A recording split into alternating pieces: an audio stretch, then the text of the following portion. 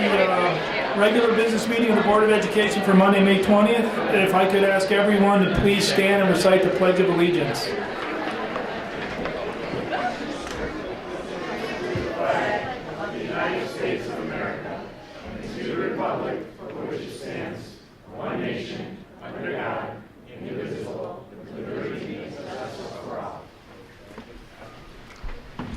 All right, welcome everybody to the most fun and interesting meeting of the year, one we all look forward to. I'm sure everybody's here for agenda item 2A, invitation for public comment. I hope not. Okay, roll call please. Jim Batson. Here. Don Carmichael. Here. Pat Grudy. Here. Lisa Hessel. Here. Kevin Huber. Here. Karen Lundstedt. Here. Casey Rudy. Here. Okay, great. We have everybody tonight. So our agenda, we will open it up for public comment. Anybody who would like to speak is welcome to. And tonight we have a lot of student recognition. So what a wonderful chance to see all the wonderful things our students have been doing here at the end of the year. On the President's Report, we will honor our outgoing student school board reps who have been outstanding. And we will welcome our new student reps who have big shoes to fill. And then we'll get our student school board rep reports. We'll have the superintendent's report with a number of updates on a lot of our capital projects. We will approve the consent vote agenda. And we've got brief updates from facilities and finance, program and personnel. Anything from CEDOL tonight? Yeah, Okay, a little bit from CEDOL, ISB, nothing, and that'll do it. All right? Okay, anybody from the public who'd like to speak? No. Uh-oh, go ahead. I was hoping I wouldn't have to do it in front of everybody, but I just came to say thank you. It's a big week in our house. The oldest of our three girls is graduating from Libertyville High School.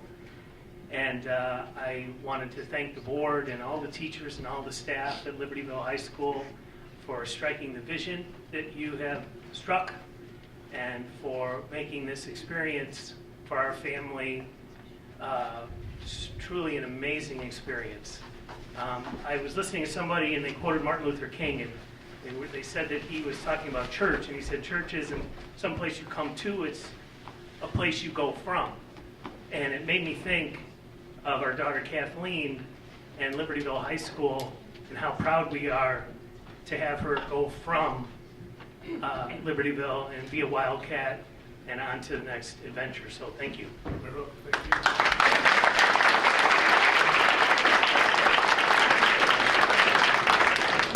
Okay, anybody else? No? Okay. So we'll move on to student recognition. Who's going to do it first?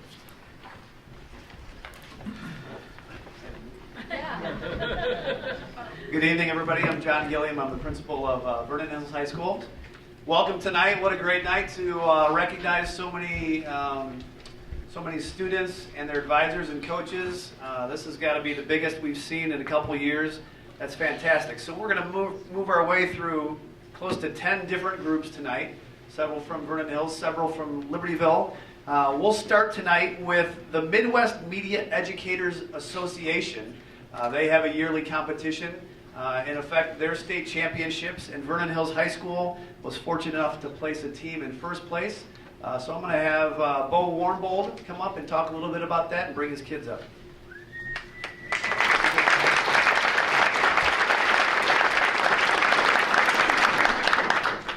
The Midwest Media Educators Association hosts a video festival each year to showcase student work. This year, over 70 judges viewed over 1,800 minutes of programming. This year's MMEA Awards were held April 26th at Neuqua Valley High School, and the VH Media team of Sebastian Dominici, James Altschul, Bridget Leary, and Robert Morin took first place in the school promotion category with their video about VH Media, the High School Music Club, Media Club.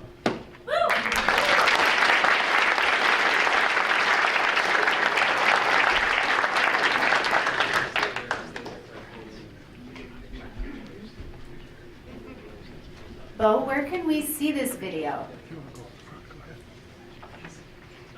It is currently on the VH Media Club's YouTube page.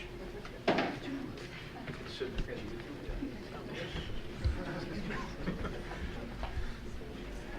you get us all in there? Yeah.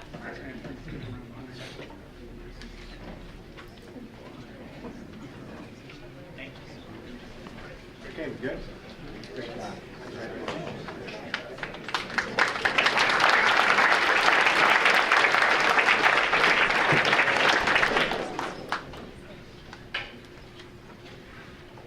Emily Kim, come on up. Emily Kim is a junior, right? Yeah. Yep, junior here at Vernon Hills High School. I am not her track coach. Her track coach, Suzanne Curry, could not be here tonight, so I get the pleasure of introducing Emily. Emily, we had a successful girls track season this year, and one of our athletes made it downstate. This is Emily Kim. Emily Kim is a long jumper for the Vernon Hills High School girls track team. And I think it's fair to say that Emily saved her best for last. So I've got a couple stats. So she was the Lake County and sectional champion in the long jump.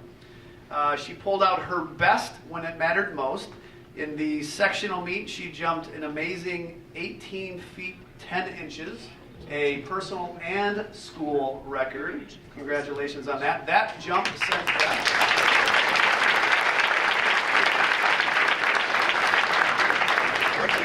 18 feet is probably what, from here to that black line or so? So she's going to practice to do that for us right now. That jump got her downstate. And two-day event, she jumped consistently in the 18-foot range to qualify for day two. Day two, she pulled out her second highest jump of all time, 18.9, to earn a 9th place in the state of Illinois. Congratulations.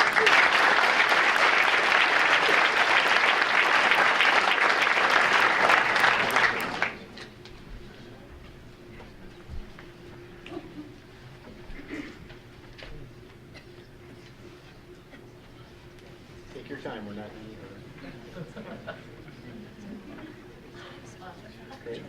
Good job. You're FBLA. Nice.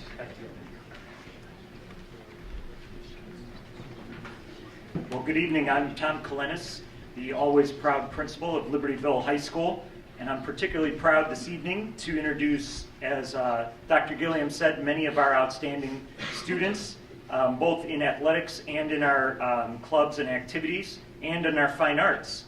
So to start us off tonight from the Libertyville side of the district, we are going to bring up our students who are our future business leaders of America, and they have the 2019 State Leadership Conference. They are national qualifiers. So is Kevin Gorell or Loretta O'Day, their coaches here? Hey, Kevin.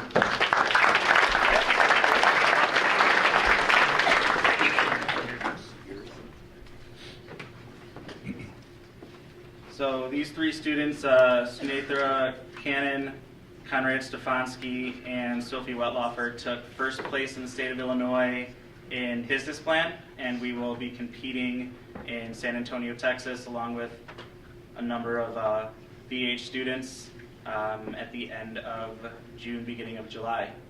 So, Sophie, Conrad.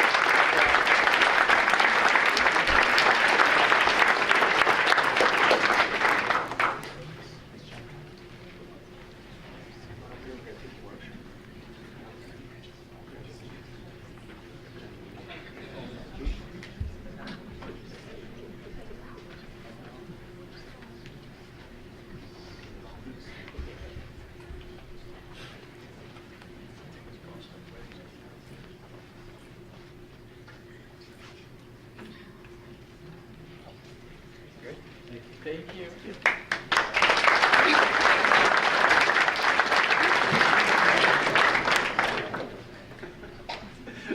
We got so many people, we can't even keep it straight. All right, we're going to bring up our Vernon Hills FBLA. Tony Isabelli and Lynn Benson here as activity sponsors and coaches. Come on up and let's hear about your kids.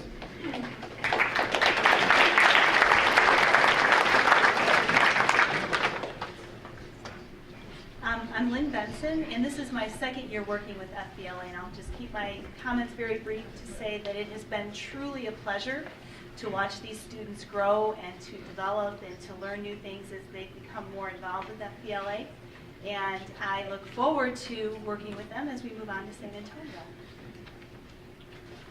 And I'm Tony Isabelli, and I just want you all to know that I'm very proud of our students.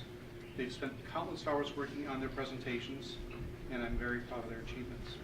At this time, I'd like to invite Sebastian Dominich to introduce our celebrities or qualifiers. All of you? Okay.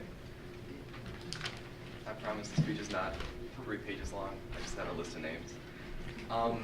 Good evening, Board of Education and D128 School Administration. I'm Sebastian Dominich, and as the FBLA Executive President, I'm extremely proud to present our FBLA National Qualifiers. However, I truly can't continue until we first recognize those who have helped us, students, gain these opportunities. A big thank you to our wonderful and very talented advisors. Many thanks to Mr. Isabelli, who spent much of his time coaching and advising students on their individual and group events. And many thanks to Mrs. Benson, and Mrs. Beagle for not only helping us to prepare for our events, but also for the numerous hours they put in behind the scenes, arranging schedules, meetings, flights, hotels, and so much more. I would also like to thank Dr. Gilliam for supporting the club and allowing it to become such a significant part of the school. Finally, I would like to thank the Student Executive Board, Rachel, Chris, Rohit, Tanya, Madeline, Sujay, Thomas, Sarah, and Eric. These people have done the most amazing job working alongside the advisors and being the face of our organization for the VHHS student body. FBLA is one of the biggest organizations in Vernon Hills High School. This year, FBLA has over 120 members. Out of those members, approximately 75 made it to the state competition in Springfield, Illinois, and out of those 75, 35 placed for nationals, which will be taking place in San Antonio, Texas in later June. With that said, I would like to now present our FBLA National Qualifiers. I believe all our stuff is back there. Okay. Rachel, this is Rachel, our Vice President. So if you are here, just come up here and you can, yeah, you hear your name, just come up here. Anirudh, Adiraj? Sorry, I'm so sorry.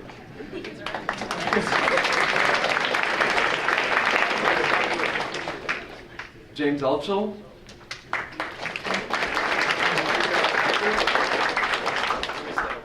Jashika Asher.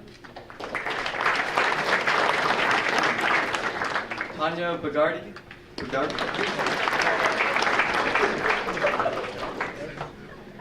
Kristen Kai.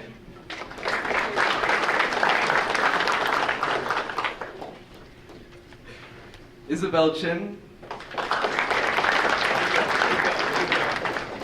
Rohit.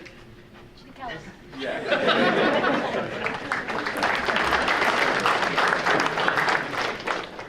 Rachel Chung. Brendan DeLeon. Amy Dung. Rachel's got the rest. Okay. Paige Edelheit. Lauren Ellis. Thomas Florian. Ben Tillman. Benjamin Gorchenko. Rahul Gupta. Tyler Kading. Abby Kemp. Julia Lee. David Leshner. Hannah Liu. Srikar Manikonda. Aditi Ram. Sadie Sheridan. Pierre Singh. Eric Song.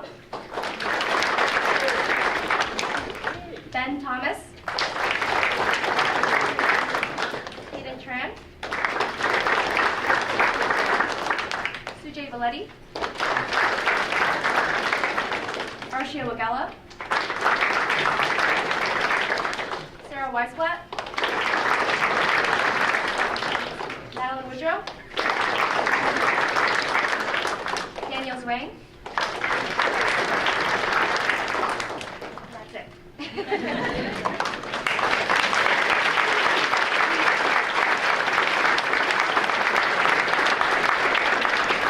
Go on out, stream on out there. Okay, hang on a second.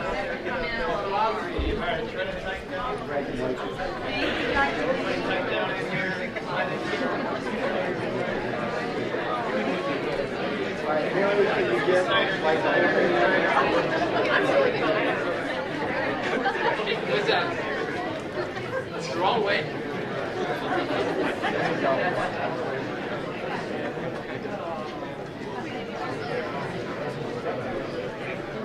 Don't move until all the parents are done.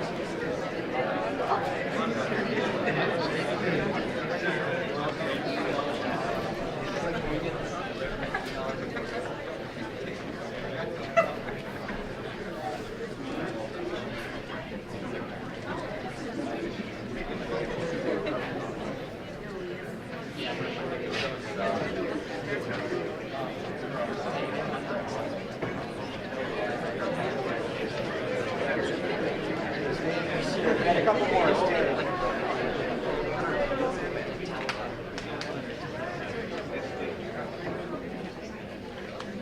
All right, good job, you guys. You good? Pretty good? Good job.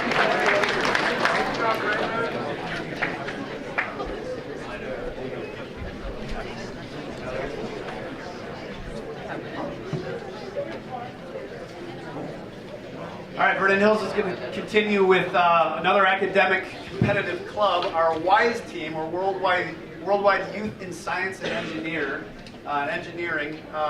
competed at its state level tournament this year, and for many years was a regular here. And it's good to have them back. Coaches Josh Ravenscraft, Sarah Staub, to talk about their third place finish.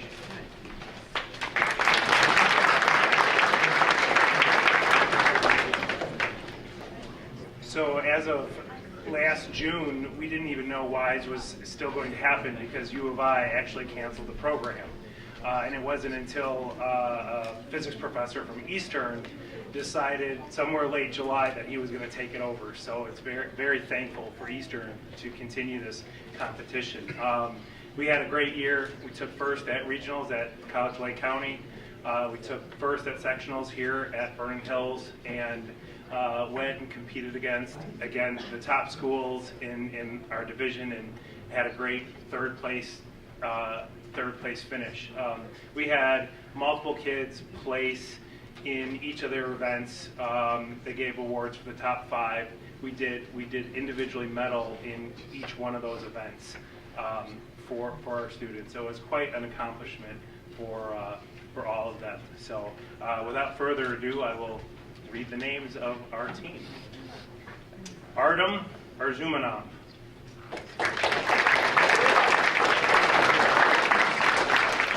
Nick Beaumont. Teresa Dong. Cecilia Gao. Ben Goroshenko. Lauren Liss. Rachel Liu.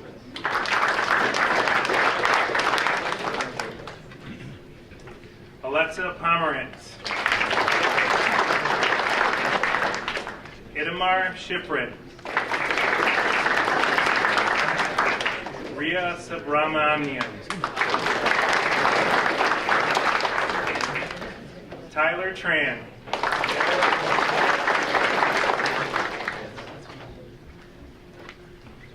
Ria Verma.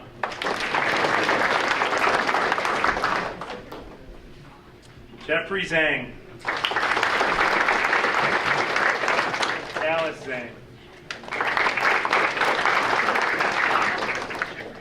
All right, good. Get a picture up here, shorter up front.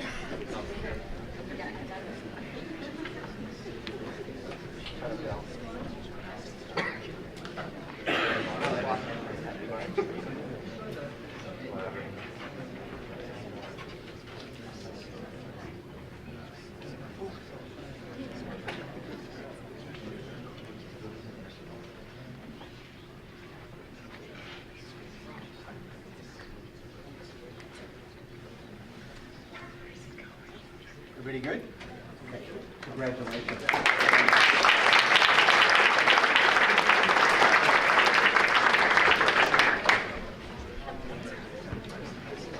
All right, I get to jump back for Libertyville, and whenever I'm here on this night, I always tell the kids, I like to quote Ron Burgundy from the movie Anchorman, because he introduces himself and he says, I'm kind of a big deal. And I always feel when I'm here in District 128 and we're doing all of this great stuff, it's like, we're kind of a big deal. Like, there's a lot of great stuff happening. So we're going to keep it rolling with the LHS music through our Fine Arts Department. We have 2 awards for our Fine Arts Department, both of them really big deals. So we'll start with our Music Theater Award, 2019 Illinois High School Music Theater Award. We did the fall production. Our fall musical was Pippin, and our cast of Pippin, a brand new award, they won Best Ensemble in the state. So here to introduce them and to talk about that show, I believe Christopher Thomas, Aaron Brown, and Dr. Jeff Brown.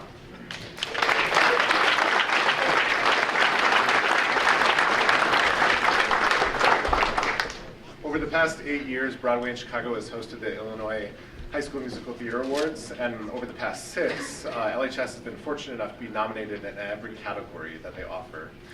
This year they created 2 new categories, including Best Choreography, which we were nominated for with our wonderful Mrs. Brown, and Aaron Brown choreographed this Bob Fosse choreography, and our students executed it marvelously. The nomination in and of itself deserves a round of applause.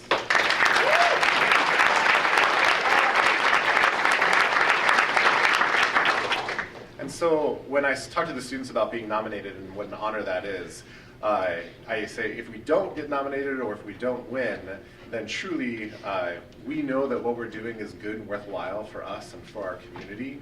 But at the same time, when somebody else comes in and then gives us an award for it, it's kind of nice to have somebody else say, yeah, we see that too.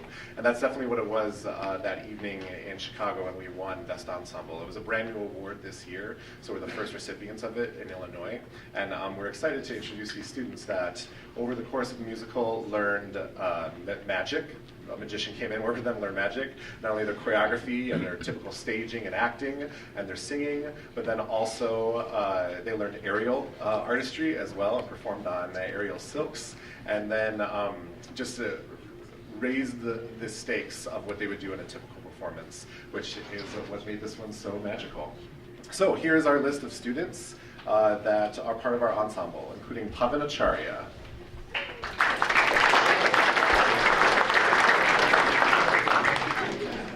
Will Anderson, Clarice Austin, Gracie Benson, Elizabeth Chapin, Vijay Chen, Abby Sima, Julia Denoya, Sarah Donofrio, Rachel Erdman, Gilbert Ferguson, Amanda Gorley, Thea Grauer, James Grayson, Michelle Fogarty, Ty Ainsworth, Jacob Kemp, Lucia Lafredo, Reeve Lounsbury, Aaron McCain, Haley Knoll, Katie Olson, Allie Parker, Becca Parker, Matthew Pavlik, Jessica Schrag, Jason Sakili, Albert Sterner, Kirsten Townander, Lynn Tran, Dear Trevetti, and Katie Waldvogel.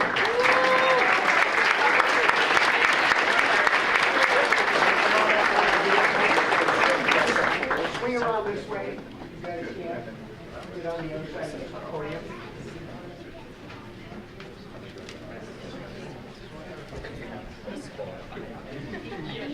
Just want to make sure we can see all our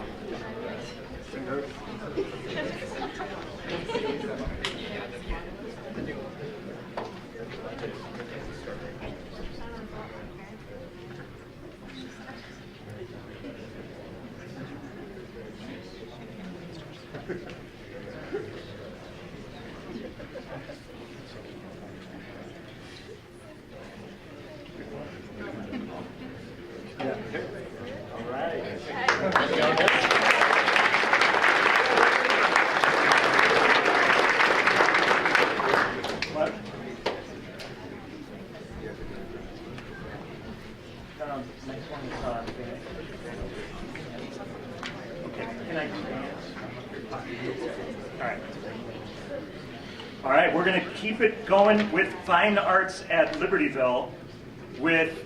As you know, the school, we're very proud that Libertyville High School won the 2018 National Blue Ribbon School of Excellence Award from the U.S. Department of Education.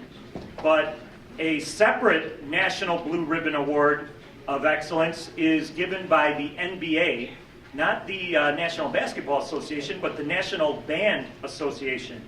And Libertyville High School was the recipient of the 2019 National Blue Ribbon Program of Excellence Award. This is a highly prestigious award. Only 4 high schools in the United States were awarded this Blue Ribbon Award of Excellence this year, Libertyville being one of them.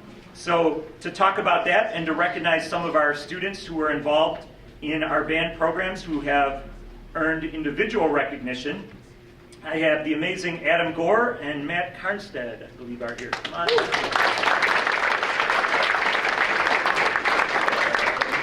Thank you, Dr. Colentis. Yeah, the National Band Association Blue Ribbon Award is a very prestigious award. I'm very proud of this particular recognition for our school because it's not just about a small group of individuals, but it's about our entire program. The recognition, the application encompassed the last 4 years' worth of programmatic activities, concert bands, athletic bands, jazz bands, students that continue in music, and so forth. We have 197 students in our program. I'm not going to read their names right now, but we have our band board here to accept the honor on their behalf, although really,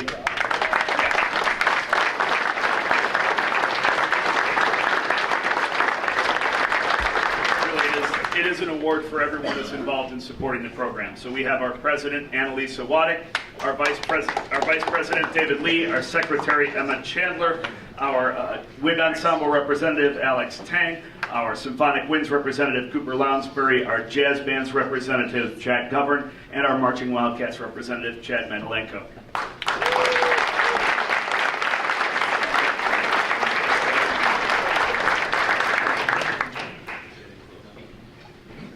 Slide this way.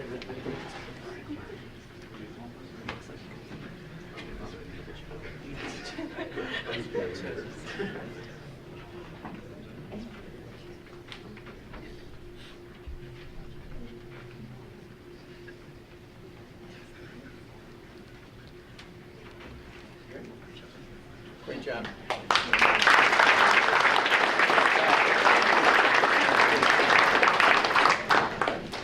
All right, now we move from the language of the arts and music to the language of mathematics.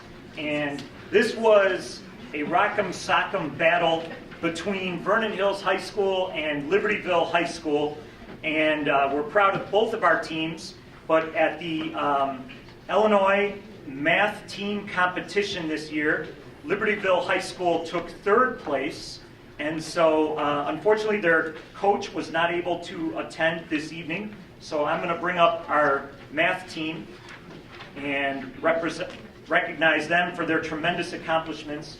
And was a great District 128 battle. I'll let Vernon Hills maybe talk about how close the final score was. I think we maybe forgot to carry a 1, and that was the difference in the final score. So, but it was a great battle, and we're proud of both teams. So let's bring up Daniel Chamoun.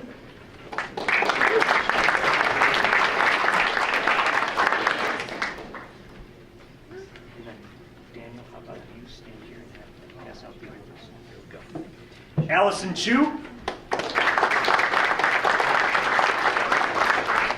Christian Klassen, Neil D'Souza, Jake Duffy, Olivia Duffy,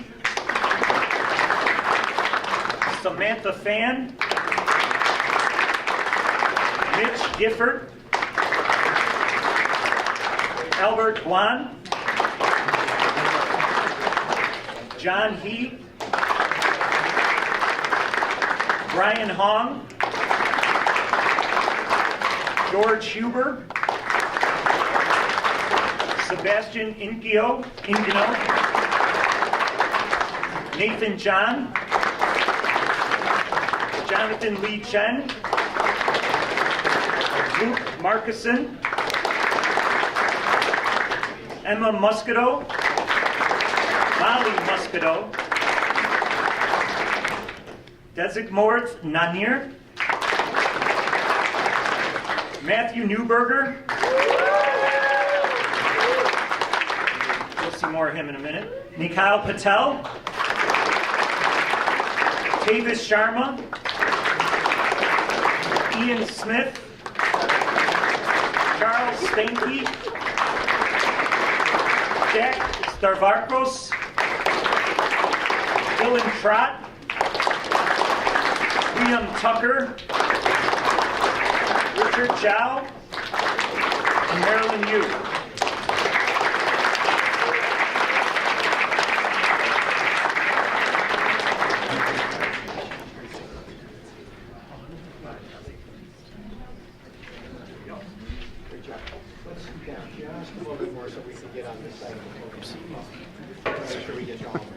This is my first time. Get everybody? Okay, squeeze together just a little bit.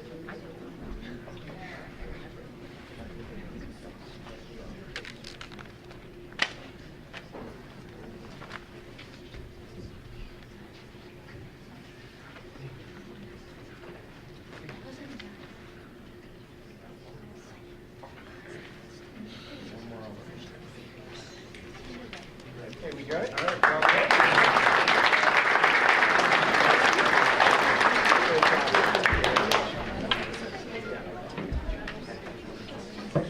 All right, it's my privilege to do something similar with our math team. Steve Corney started coming up.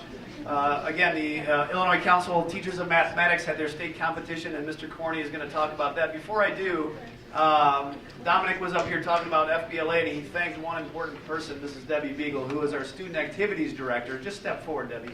Because it's worth noting that today, this week, she is no longer Mrs. Debbie Beagle. She is Dr. Debbie Beagle. She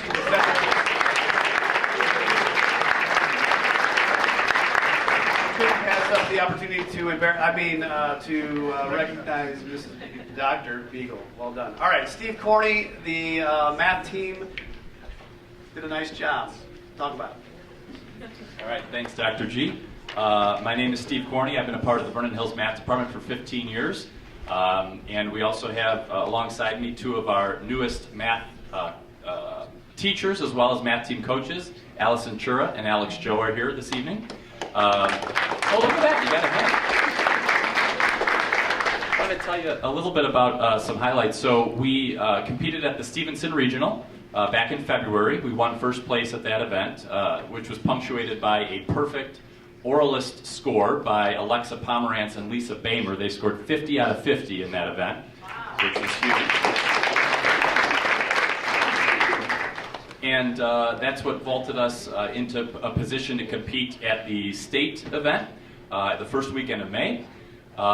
Little bit of a redemption story for us. Last year, we had a beautiful Saturday morning, and the coaches decided, because it was so nice, that we would sit on the quad and enjoy some of the scenery and the sunshine.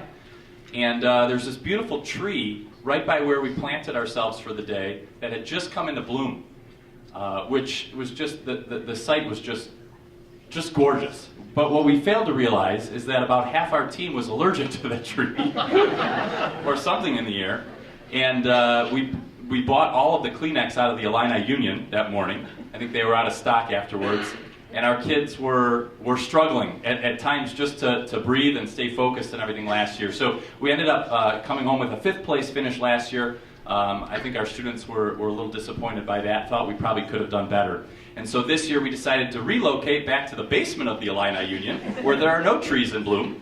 And that proved to be the winning formula, I suppose, as we were able to bring home 2nd place. As Dr. Colentus mentioned earlier, the narrowest possible margin of victory between Libertyville and Vernon Hills, so we certainly want to congratulate our friends over at Libertyville. 780 points they earned in the state competition, and Vernon Hills earned 781. So just to give you an idea of how close it was.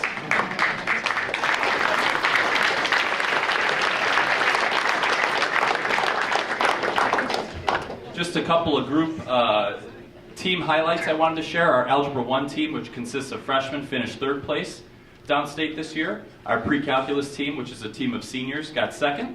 And our calculator team was the 1st place team in the state of Illinois this year. So put all that together and it ended up in a 2nd place finish. We couldn't be more proud of these kids. It's a great group of kids.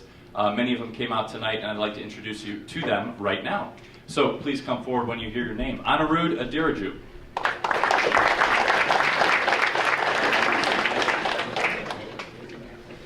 Krish Asher.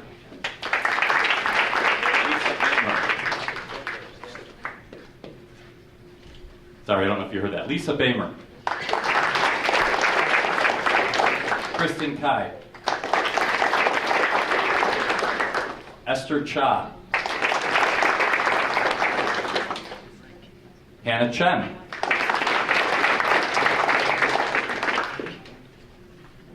William Dye. Ben Goroshenko. Rahul Gupta.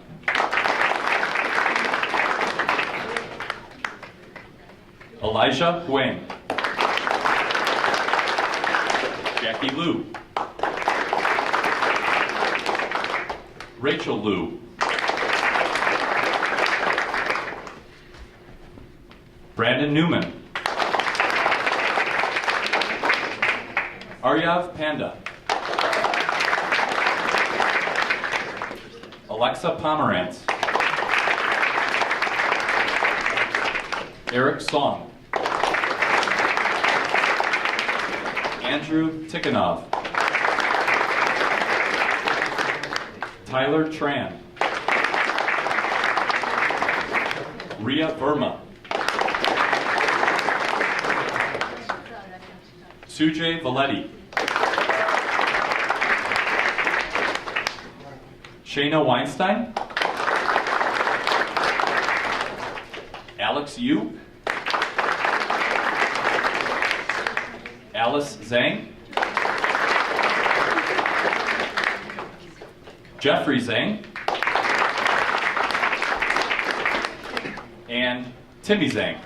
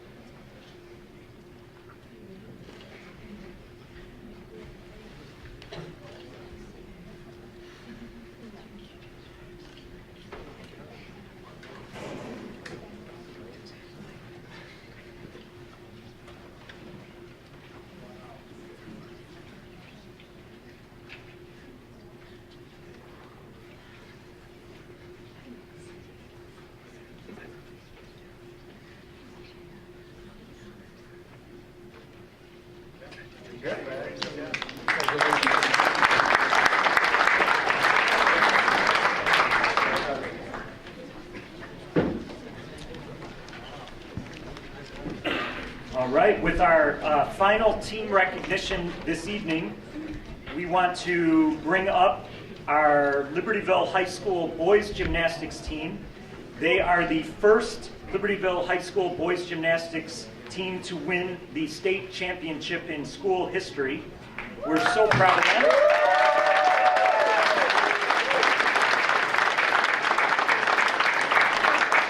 To talk about these fantastic athletes is their coach, Josh Simo.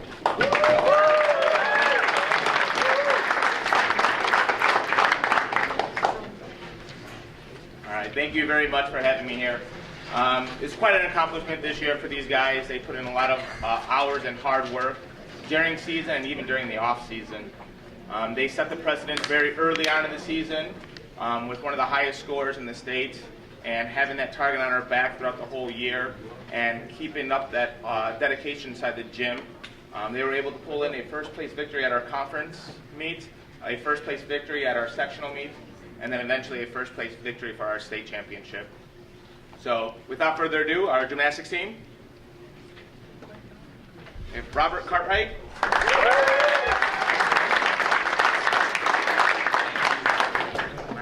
Max Faber.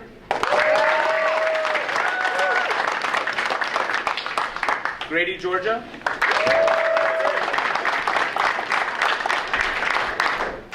Tyler Kukla. Matt Newberger. Matthew Richardson. And Andrew Richardson.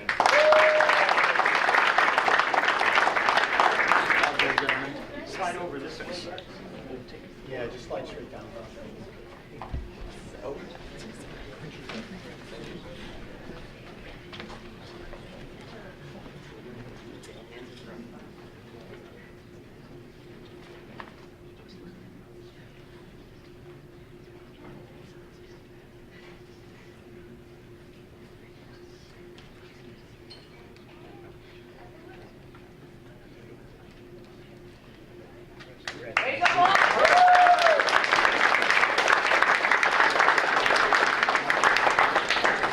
Okay, before you, the rest of you leave, we just want to tell you, and should have remembered that to do this at the beginning when we're still here, but these nights are our favorite nights. We have the opportunity to recognize all the great work that our students do in co- and extracurricular activities, academics, athletics, our fine arts, and we are so proud of all of our kids across all of those activities.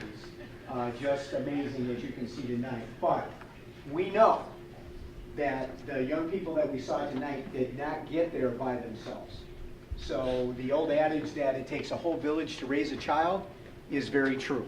And so what we'd like to do now is have all the parents and friends of the students stand up for a minute and let us give you a round of applause for the support and work that you've done with your young people. Come on, stand up. Stand up.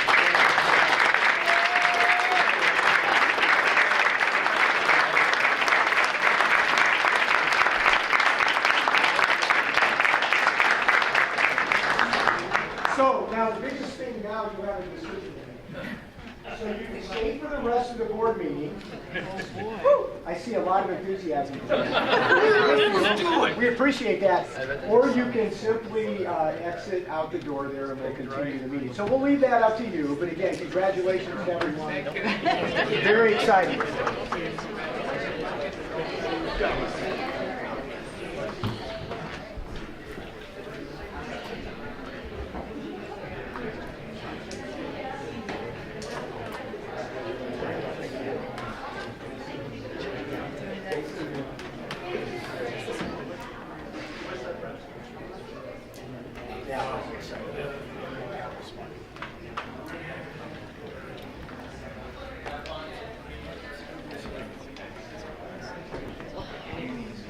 Okay.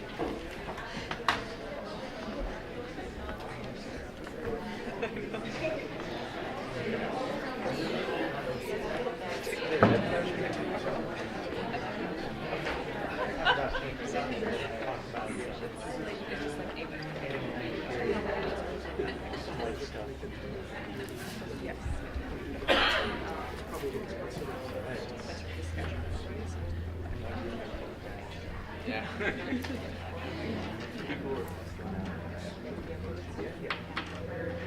Okay,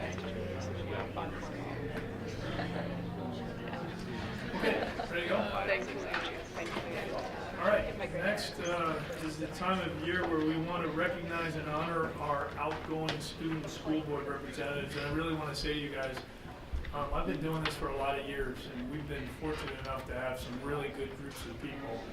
But I've been especially impressed with you guys, how you coordinated amongst yourselves, all of the information you bring to us.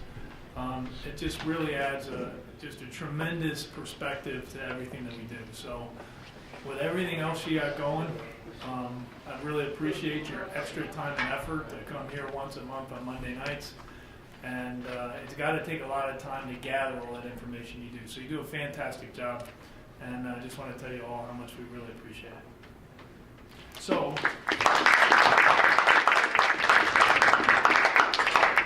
you might imagine we're going to take another picture.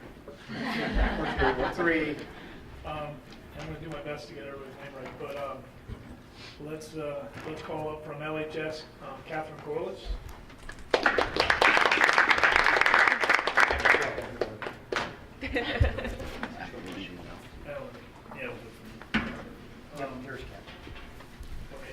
Zachary Elgahee. And Matthew Wong.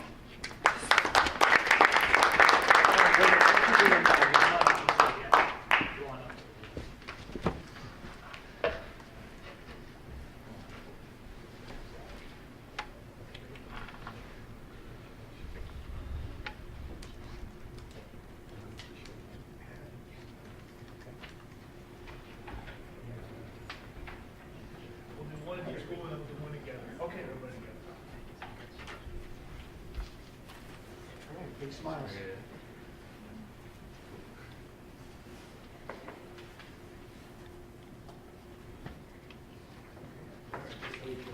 Yeah, just hang over on the side and then we'll get a big picture. All right. And now from VHHS, Caitlin Dolan. Brandon Kin.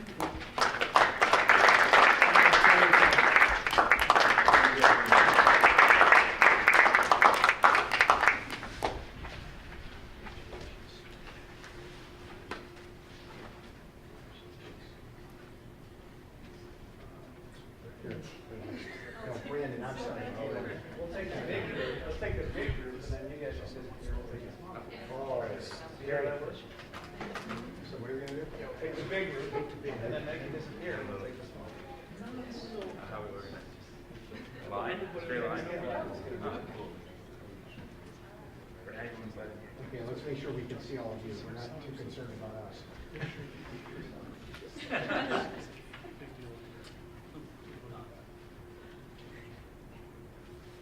All right, now we're in.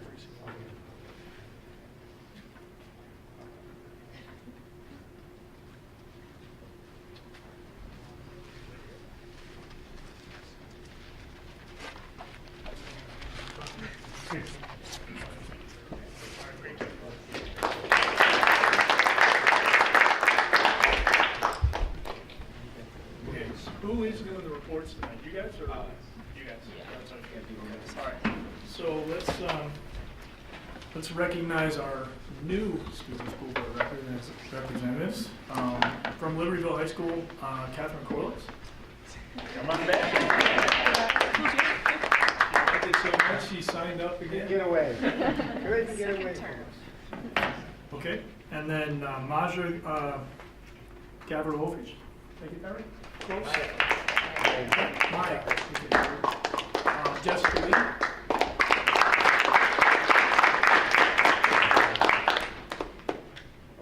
So, Kat, you're not coming out.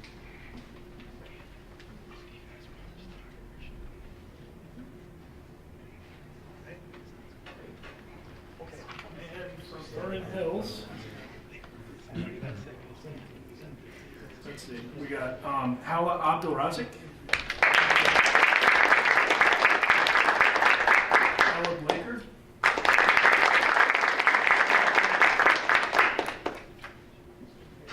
Abby Kemp. Okay, so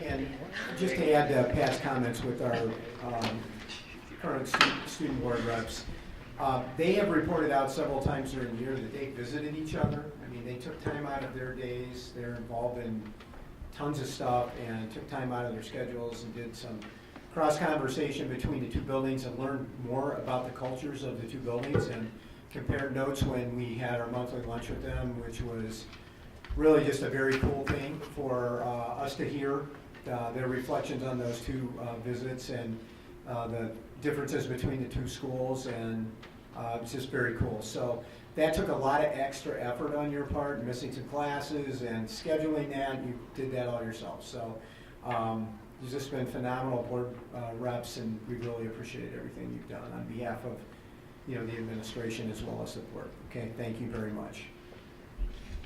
Okay, so next we want to get your final reports from each of the two high schools. But we're going to put a slightly different spin on this when you're finished, especially if you're graduating. So if you're graduating, share with us what your plans are for next year, where you're going, what you're studying, and what you hope to do.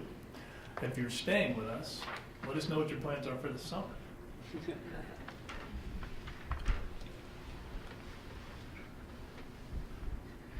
Should I start with the report first? You're in charge. I'll do the report first, actually. So congratulations to James Altschul and Leah Hayden for receiving a Chicago History Prize for their documentary Temperance in the Chicago History Fair. These two students received their award from the Senior Vice President of the Chicago History Museum, so congrats to those two students. This month, Vernon Hills held its second Dare to Unite interfaith panel organized by the Vernon Hills Student Diversity Council. Multiple religious leaders had an opportunity to introduce and present their perspectives to a student staff audience. Our VH Unite Student Diversity Council also ran its first ever family night. Parents and community came to VH to hear student representatives from some of our clubs to talk about goals and actions from this year.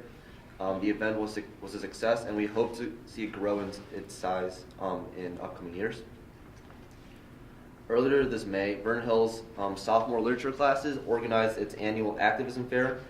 This year's winner included the following: Lisa Bamer, Sanjay Shrestha, Jack McDonald, and D.T. Ram with Mining in Africa, Paige Idelheit, Sammy Reinstein, Kelly Fagel, and Tiana Arbutina with Women's Rights, and Sadie Sheridan, Anjali Parande, Kristen Kai, and Nicole Tartakovsky with the Yemen refugee crisis. And these winners got to donate collected funds to an organization of their choice. So congrats to our activism fair winners. At the end of April, Vernon Hills had their starry night prom at the Renaissance Hotel in Schaumburg. A fantastic night, complemented with dinner and dancing. All the seniors and juniors that attended had an amazing time. Following their soccer sectional win earlier this month, D128 Special Olympians qualified for the State Summer Games this coming June. So congrats and good luck to our D128 Special Olympians. And then college plans. So June 27th, I'm leaving for the United States Air Force Academy, and I'll be majoring in aerospace engineering. Congratulations.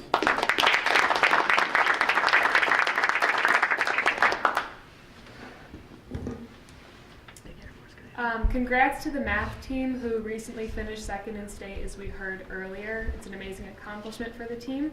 Speaking to senior Matt Zhu, he says the team's hard work at practices and competitions was critical to their success, and he says he really got to know his team members and coaches well during that time. He's especially thankful to the coaches and president for being so passionate about the club, and he's proud of the seniors on the team for stepping up in leadership roles this past season. He also mentioned that the math team is so different from the possibly boring or monotonous stuff seen in math class that he's really overall enjoyed his experience and is grateful for the district's continued support of the team.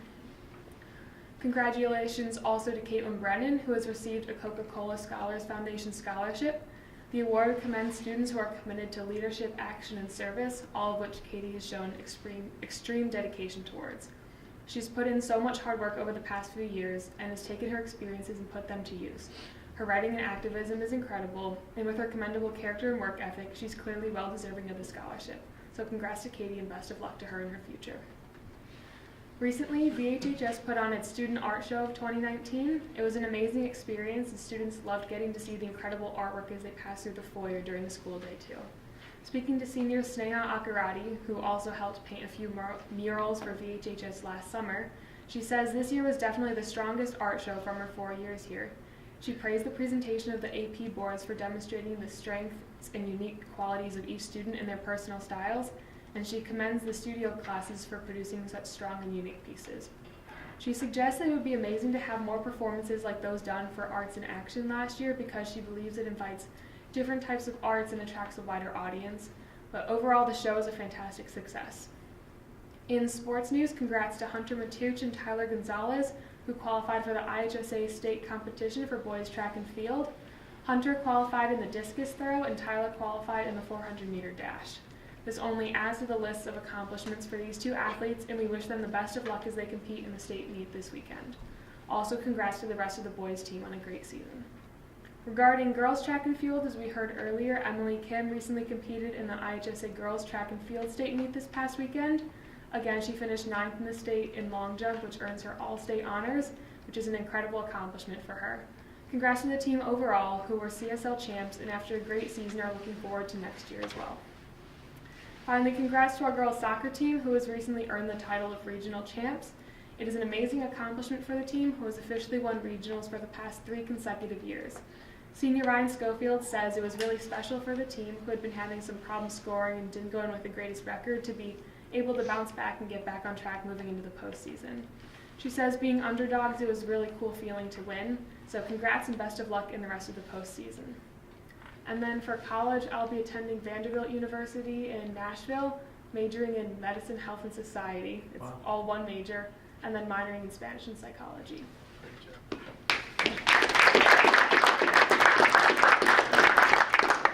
Okay, so congratulations to Sujay Valetti, Cooper Gilliam, Pranav Vaswani, Eric Rodriguez, and Aditya Sabharwal for qualifying for the IHSA Boys Tennis State Finals. And then congratulations to Caitlin Delmonico, Nivetita Senthokumar, Laura Doler, Allison Clemstein, Nash Clyden, and Elliot Lim on receiving honors on their National German exam, which over 26,000 high school students took this year. Melody Farms now showcases more of Vernon Hills students' beautiful artwork. The newly installed crosswalks consist of colorful flowers, paw prints, a piano, and more. These crosswalks were designed by last year's digital art class and help make Melody Farms unique.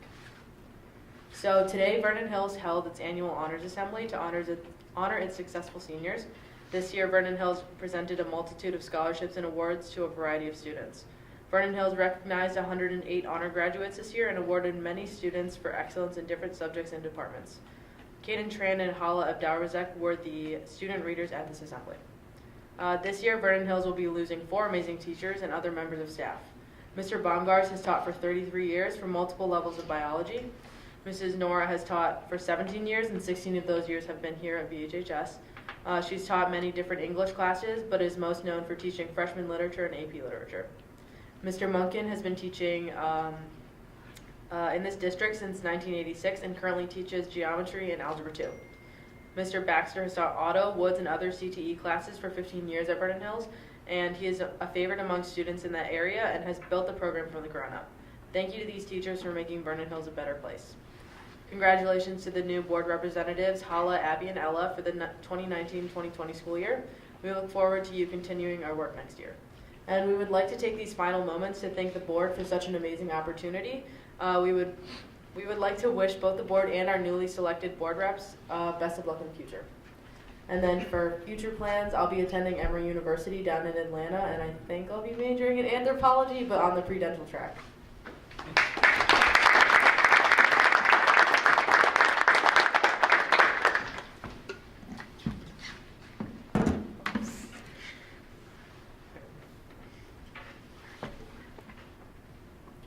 Alright, so for the Libertyville for academics, so students officially completed their last AP test after 2 weeks of testing.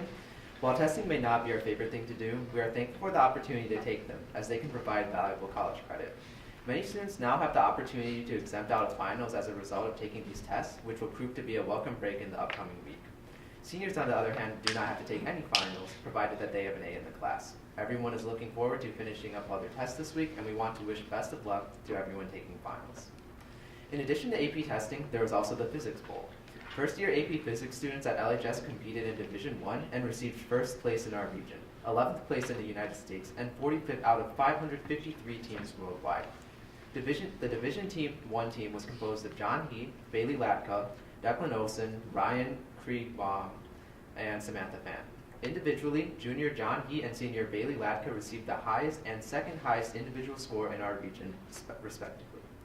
Second-year AP Physics students competed in Division II and also received first place in our region. Nationally, they placed 23rd and 45th and 50th out of the 430 teams worldwide. The Division II team was composed of Jake Duffy, George Hayek, Ian Smith, Bruce Center, and Teague Mitchell. And for clubs and activities, congratulations to the LHS math team for placing 3rd overall at the ICTM state competition, just a half a point shy of Vernon Hills. The tournament was held at the University of Illinois at Urbana-Champaign, and the team had a blast competing in a variety of events, exploring multiple different math topics. In the team-based events, the freshman-sophomore 8-person team won first in the state. The calculator team and algebra 2 team won second in the state, and the pre-calculus team won fourth in the state, and the relay team won fifth in the state. Individually, Nikhil Patel placed 10th in algebra 1, John He placed 4th in algebra 2, Charlie Stanky placed 9th in pre-calculus, and Jake Duffy placed 8th in pre-calculus. And also, LHS students visited Highland Middle School to speak with 8th grade health classes about living healthier and happier lifestyles. Their presentations touched on drug and alcohol prevention, healthy eating choices, and relieving stress. They also fielded questions from 8th graders about what high school is like in preparation for next year. The high school students were part of Life of a Wildcat, and this was the last stop in a series of trips this past year. Finally, many members of the junior class were inducted into the National Honor Society. The Executive Council of this year's NHS addressed the incoming members with brief speeches on the pillars of NHS. The 2019 to 2020 academic year Executive Council has officially been elected, and everyone is excited for the upcoming year. And for college, I'll be attending Duke University, where I'll either study biology or computer science.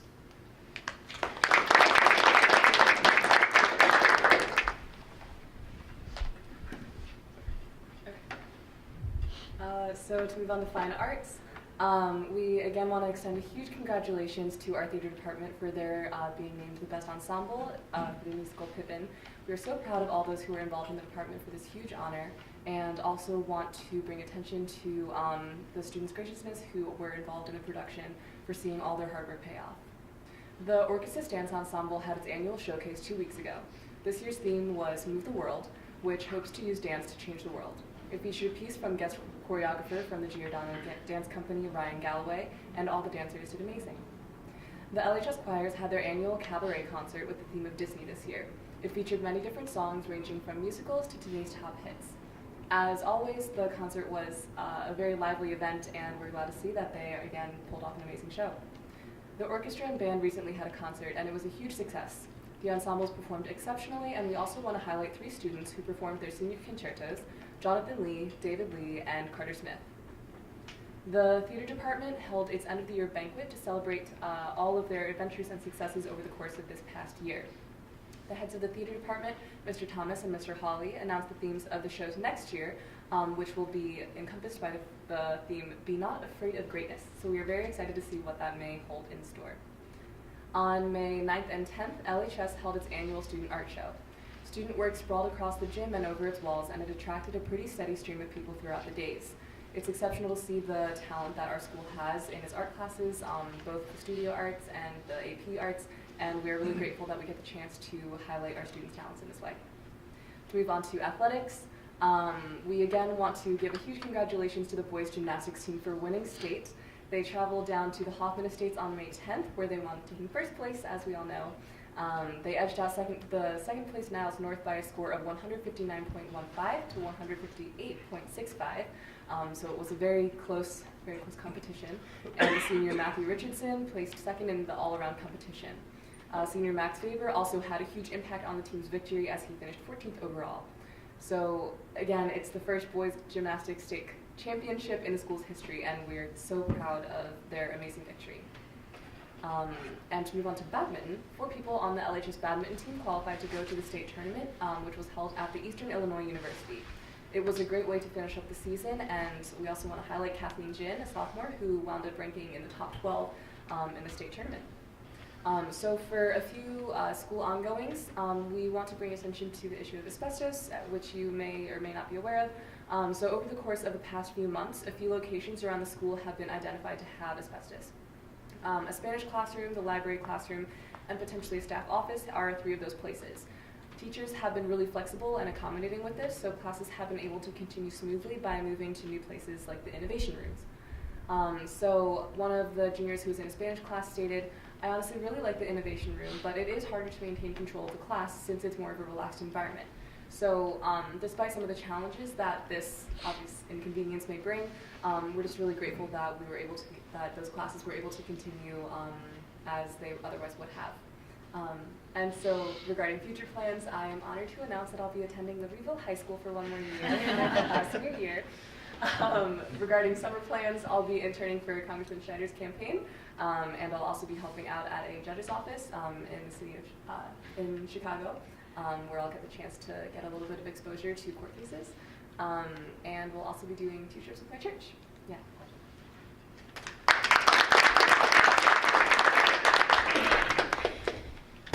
Just so to continue the school ongoings. So LHS took part in Healthy Relationships Week from April 22nd to April 26th.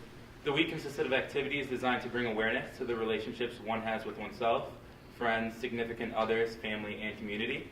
Some student favorites included therapy dogs, tie-dye and green dot t-shirts, and popcorn. It was great to see so many people at the event. So today, Student Council put together a fun day for all students today to celebrate the end of the year and to help students de-stress before finals. So during lunch periods, we had food trucks from downtown Libertyville lined up to serve delicious food to all of our students. Some of the vendors included Burnsies, Oscar Lee's, Milwaukee Taco, Pizzeria DeVille, and Cheesy's. There are also Frisbees, music, therapy dogs, and bouncy houses. All proceeds would go to NAMI, an organization that raises awareness for mental health and anxiety. So last Wednesday, a large group of LHS students went to the Allstate Arena to celebrate a year of service in clubs at school like Caring for Cambodia, Interact, and a few other service projects. This past Friday, the group Canine Reading Buddies was here today with their lovely therapy dogs to help students de-stress on the last day going into the weekend of finals. As always, there was a huge crowd of people that came in, so the event was a huge success. Last Tuesday, the high school hosted its annual Seniors Honors Night. At the event, students were recognized for their work and time in high school with scholarships and awards. Juniors Kelsey Collins and Jason Sakili were the hosts for the events, as they individually recognized each student who received an award. It was an excellent event, and we want to thank everyone involved for putting it on. Matt and I would also like to send a thank you for Dr. K for our awards. So graduation is coming up this Thursday, and seniors are excited and sad to see their high school careers come to a close. There was a practice this morning for all seniors to make sure the big night runs smoothly. We are thankful to have the opportunity to graduate from such an extraordinary school, and we want to thank the staff at the school for all the hard work they do every single day to put the students in a position to succeed. And as one final note, we want to extend a huge thank you to the board for allowing us to have such a great experience as student representatives this year. We've loved getting to know more about the board, and we're truly grateful for the experience. And for next year, I'll be attending Northwestern University and studying economics and political science.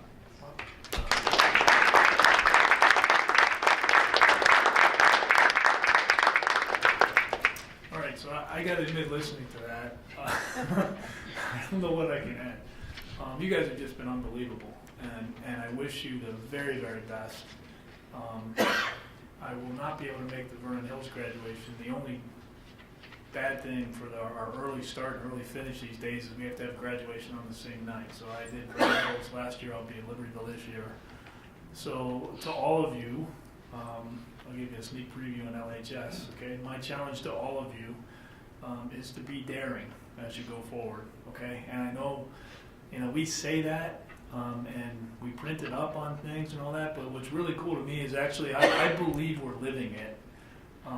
And I told these guys when they came up with this thing, I've seen this, this slogan thing kind of, mission, vision, values thing many times in my career, and frankly, most of the time it doesn't stick. It's very frustrating. But I look back on the last year and a half, and what I'm really excited about is it's starting to stick. And it's starting to be part of this culture. Okay? So my challenge to you guys is be daring, be doers and dreamers, okay? Be aware, be resilient, be inquisitive, be nimble, and be global. And if you do those things with all the momentum and wind you have behind your back, I can't wait to read about it. Okay? So best of luck to all of you. You have done a fantastic job. Thank you for that.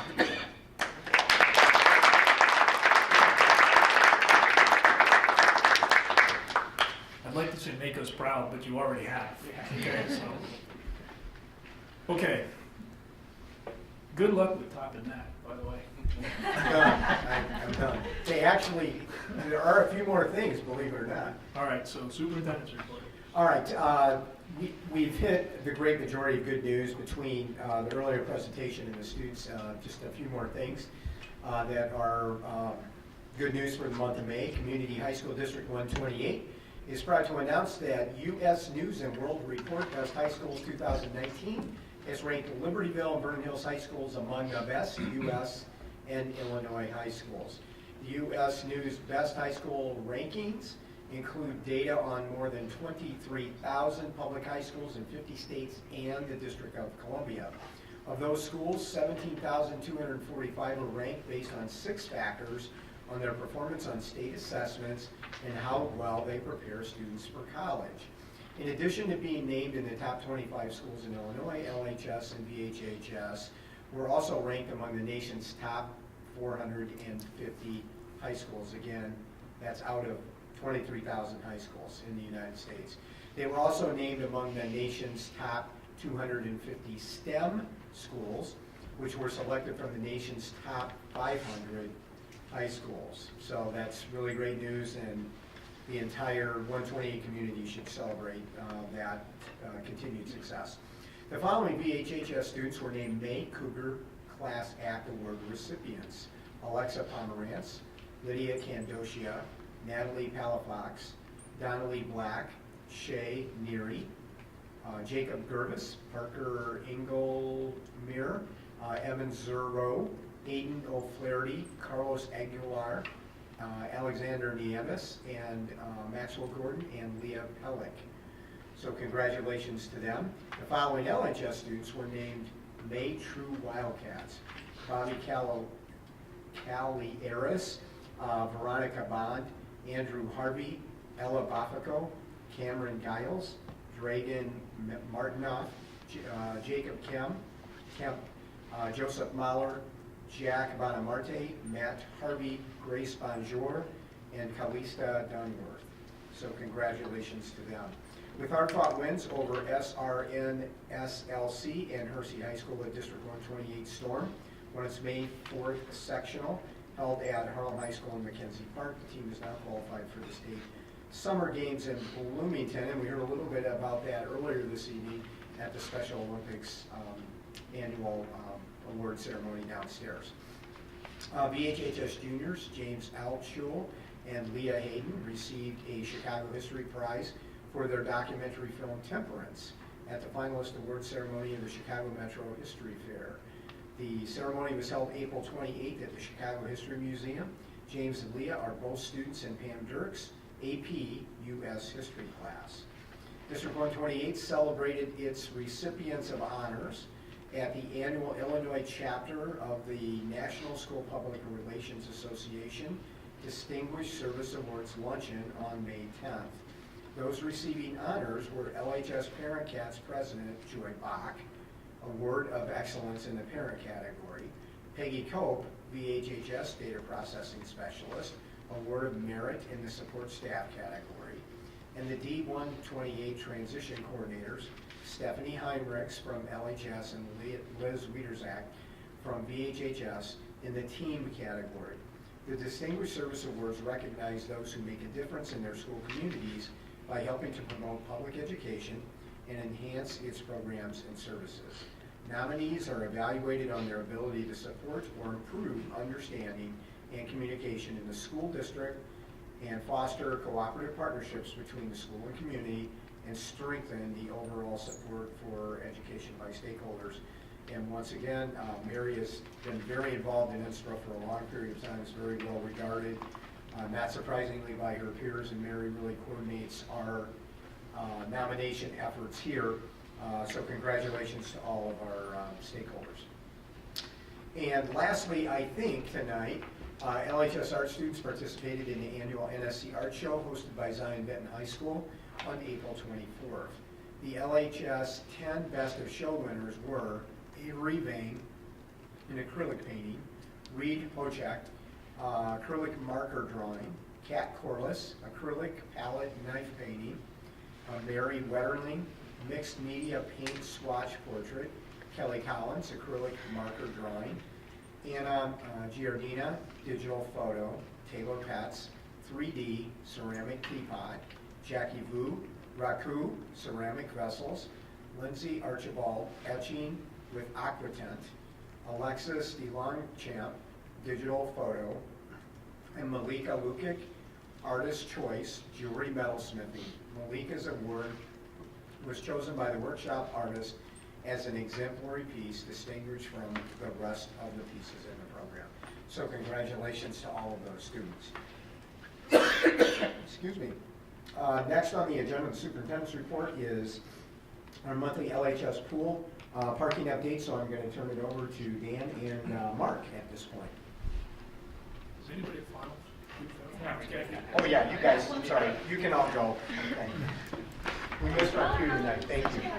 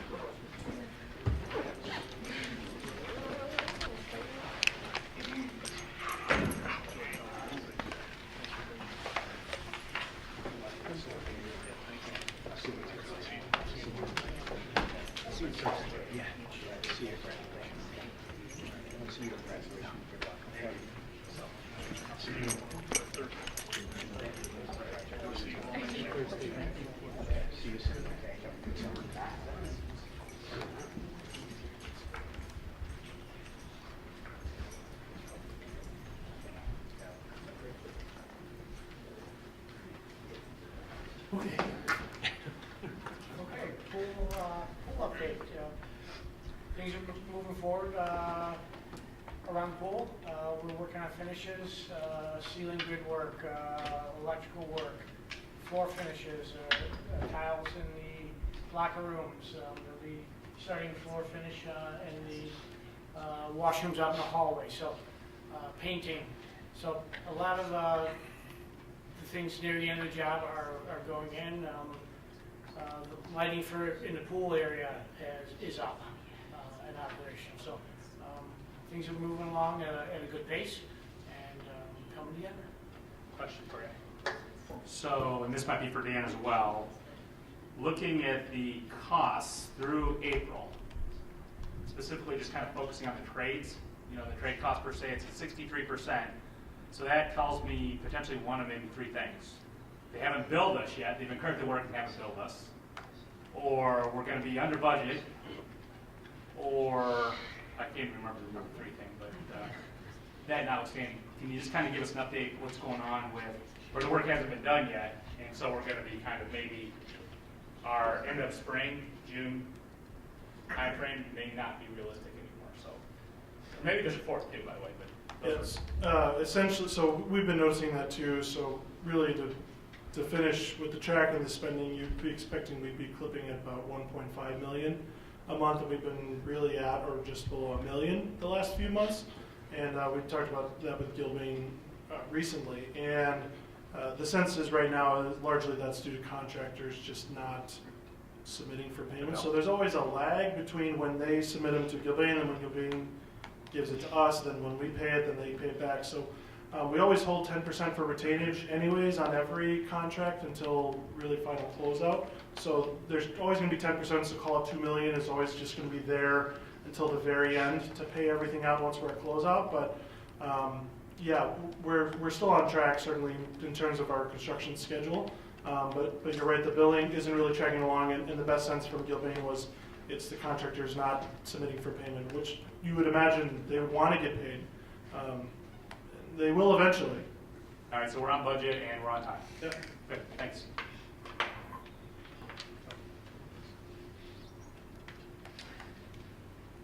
I'll give us an update then. Pool parking, with the weather, testing and everything, so we've held off on the outside. Things are starting to dry up. Hopefully the rain stays away for a while. But we'll be moving forward to parking here in the next month. LHS additions and the LHS renovation project for the pool. And the VHHS additions are moving forward. Submittals are being reviewed for equipment. We are having meetings with contractors doing schedulings of the work, and so we've got some good progress going. Ready to hit the ground running on the 28th of May. And I just add, so you'll see on the site where they're fencing out the trailers here, so they're really getting going, getting everything mobilized to go. One thing that you'll see is, at least for the pool stuff, these reports are going to start to fade as we're completing this pool, and then you'll see similar reports get generated for the Vernon Hills project. So kind of set one down and pick the next one up. Just one last update with the pool. We've been having discussions for a while about what pool dedication will look like, and so we'll continue to work on that and frame that out with Mary and get invitations out, and of course share with the board what we plan on doing. But swimsuits will be required for optional. the opening after the Optional.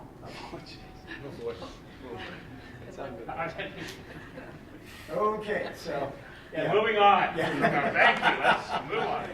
Double entendre for the evening. Okay, so next on the superintendent, so very exciting as it's moving forward.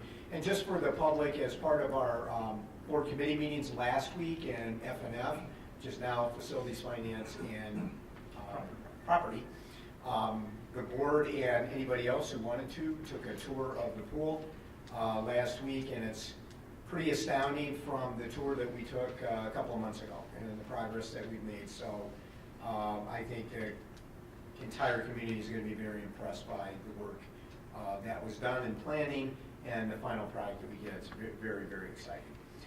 Next on the superintendent's agenda tonight is LHS and DHHS additions and renovations update. And this, again, will be part of our regular kind of board lexicon as we begin those projects for the next year and a half or so moving forward. So See previous segment. Yeah, we went through that. Sorry. Okay, so we good to go? All right, great. Okay, next on the superintendent agenda is 2019-2020 IASB annual dues. And this district has a long history with the Illinois Association of School Boards.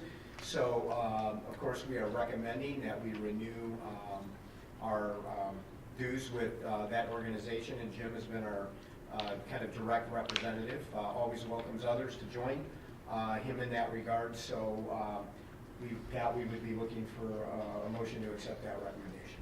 Okay, is there a motion to accept the recommendation to renew the dues to IASB? I make a motion to renew our Illinois Association of School Board dues for the 2019-2020 year. Second. Any discussion? Roll call, please. Batson. Aye. Carmichael. Aye. Grudy. Aye. Hessel. Aye. Huber. Aye. Lundstedt. Aye. Rooney. Aye. Okay, motion carries. Okay, next on the superintendent's report tonight is the Lake County Indemnification Agreement. As noted in your board packet, in the addendum at the back. The board will review and approve the Lake County Indemnification Agreement for developer donations. This agreement, which must be renewed each year on or before June 1st, facilitates the payment of impact fees to the district by authorizing the Lake County Planning Department to issue occupancy permits only after proof of payment to the district has been provided. So again, Pat, we would recommend to the board our approval of that indemnification agreement. Dean, you want anything else to add to that from your perspective? No. It's an annual requirement. Essentially, what this is the county is trying to work with governments to say, listen, normally if you have developers coming in, they're working with the municipality, so they're working with Libertyville, they're working with Vernon Hills. But in the case where there's counties, so unincorporated areas, and they're looking to develop, the county will kind of say, they need to work with the school, and so they'll agree to not issue occupancy until they get proof that the schools have figured out whatever they're going to do. But the only way that they're willing to do that is if we indemnify them in case they get sued because they decided to hold it up. So it's pretty straightforward. It's really been a non-issue for a long time. But. Okay, is there a motion to approve the Lake County indemnification agreement? I motion to approve the Lake County indemnification agreement. Second. Any discussion? Quick thing, just a typo. Yeah, sure. Item 4 just says continues, and I think it should say continued. In further consideration of the continued authorization of the county enabling benefiting government to collect. So this is C4. Yeah, actually, I wrestled with that for a long time. So I'm like, is that a legal thing? Is that? It's just a typo. Yeah, it's probably is a typo. So can you just correct it and initial it on the document? Or Yeah, they can do that before you sign it. Okay, all right. Well, I had seen my packet here. It is, I think. Okay, great, good catch. What was that section again? C4. The top of the signature page. Okay, any other discussion? All right, roll call. Carmichael. Aye. Grudy. Aye. Hessel. Aye. Huber. Aye. Lundstedt. Aye. Rooney. Aye. Batson. Aye. All right, motion carries. Okay, great, thank you. The next thing on the superintendent's report is the proposed 2019-2020 committee and board meeting schedule that was included in the board's packet. So we've had a couple of chances to talk about that, made some tweaks and adjustments. And of course, remember at any time during the year, if we have to move a meeting, we can do that. We just have to do an amended calendar if we run into a problem. So again, we would be recommending the committee and meeting schedule as proposed, Pat. Okay. Is there a motion to approve the proposed 2019-2020 committee and board meeting schedule? So moved. Second. Any discussion? Roll call. Grudy. Aye. Hessel. Aye. Huber. Aye. Lundstedt. Aye. Rooney. Aye. Batson. Aye. Carmichael. Aye. Our motion carries. Okay, great. And the last thing on the superintendent's report tonight is our monthly FOIA report, which we are required to read into the record under state statute. So we had 2 FOIA requests this month. On 4/16/19, we received a request from Bethany Simpson from Smart Procure. Smart Procure is submitting a commercial FOIA request to Libertyville Vernon Hills Community High School District number 28 for any and all purchasing records from 1/14/2019 to current. The request is limited to readily available records without physically copying, scanning, or printing paper documents. Any editable electronic document is acceptable. The specific information requested from your record-keeping system is 1, purchase order number. If purchase orders are not used, a comparable substitute is acceptable, i.e. invoice, encumbrance, or check number. 2, purchase date. 3, line item details, detailed description of purchase. 4, line item quantity. 5, line item price. 6, vendor ID number, name, address, contact person, and their email address. Follow-up was done by Rose DeSico on Dan's team, and the response date was 5/16/19, and actually commercial request deadline was all the way out at 5/14, so we were well under the deadline. The time Rose spent on this, about 1 hour. The second request was received on 5/13/19 from Samir S., who requested Community High School District's current direct home-to-school transportation vendor contracts and special needs transportation vendor contracts with the pricing for research purposes. Follow-up was done by Dan Stanley. Response date was 5/15/19. The deadline for response was 5/20/19, and the time spent was several minutes. And again, just for the community, we try and log the time we spend on these requests. So over the, kind of the long haul, we can take a look at how much time is needed to fill these requests that might take us away from other leadership and management duties that we have in the district, okay? So Pat, I think with that, unless there's an other, that is the superintendent's report for this. Okay, great job, thank you. All right, the consent vote is listed. I'd like a motion to approve the consent vote agenda as listed. I will make one clarification that's brought to my attention. All the items on the consent vote agenda were reviewed in committee earlier this month except for the destruction of closed session minutes. Okay, if anybody prefers, we can take that out. We can vote on that separately. If there is no objection, we'll include it in the consent vote agenda.